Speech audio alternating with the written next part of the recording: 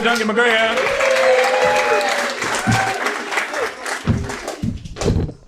Good evening. Hope you're all well. Even though it is January and it's crap, and these days are dark, aren't they? I mean, do you remember back in November we had Guy Fawkes night, didn't we? And Guy Fawkes is obviously a failed terrorist. He didn't blow up anything.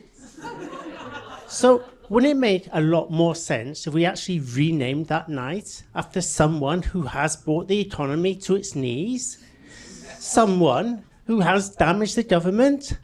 I mean, what more does Rachel Reeves have to do? I mean, we can still celebrate it the same way, we'll just burn our pensions instead. Because these are dark days. I mean, look at America, it's trying to expand again, isn't it? I mean, Venezuela, Greenland, Legoland. I mean, if they found oil in Middle Earth, then Gandalf would be in Guantanamo Bay by now. I don't actually mind, I just feel that we should get in on the act, you know? We should take over somewhere, like Belgium. No one will notice. We wouldn't do that whole regime change nonsense anyway, that's all far too complicated. I mean, we'd just get in, grab all the good stuff, like, well, the chocolate, put it somewhere safe, like the British Museum, and then rename Brussels something more appropriate, like, I don't know, New Croydon. But these are dark days.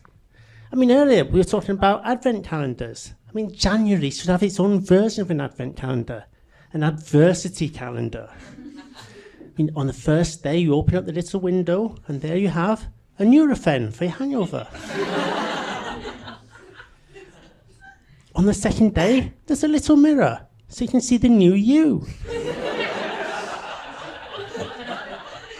On the third day, you know, a gym membership that you can't afford anymore.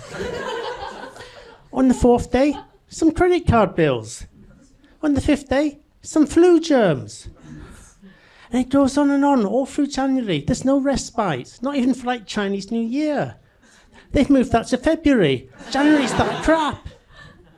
And then finally, we get to Friday, the 30th of January, payday. And you open up the little double window for this one, and there it is, like a golden ticket to Willy Wonka's factory. Your P45. And a nice letter from HR, thanking you for your service, but AI's a lot cheaper. And didn't take 2 days off after the Christmas party. But these are dark days. I mean, I was talking to my daughter the other day, because I'm quite old, because we were talking about life back in the 90s. Because I kind of remember that, before social media and before mobile phones. And I was explaining to my daughter that it made asking girls out a lot more complicated. Because we couldn't just, you know, slide into the DMs or follow their profile. We actually had to, follow them home. Great for getting your steps in.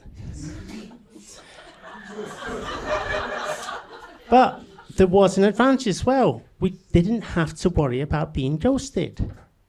Because back in those days, if I wanted to call my girlfriend, I used to have to call the landline in her family home. And if she'd lost interest in me or just didn't want to talk to me, then she just wouldn't answer. And I know that sounds a lot like being ghosted, but this was a lot different. It's much more like Russian roulette. Because even though she wouldn't answer, her dad would. And he would then lecture me for hours on just how much better off his daughter was now I was out of the picture.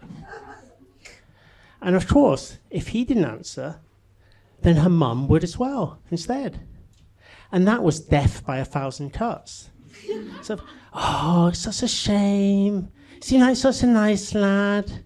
She's just got so much on her mind. I mean, it's like being waterboarded with kindness.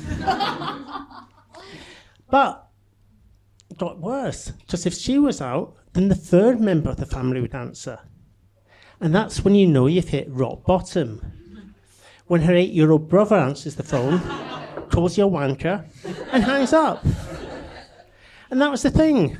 Life back then in the 90s, getting dumped, I mean, it was painful, yes. But it was a family event. And nearly always happened in January, because those are dark days. And on that note, I'll leave you.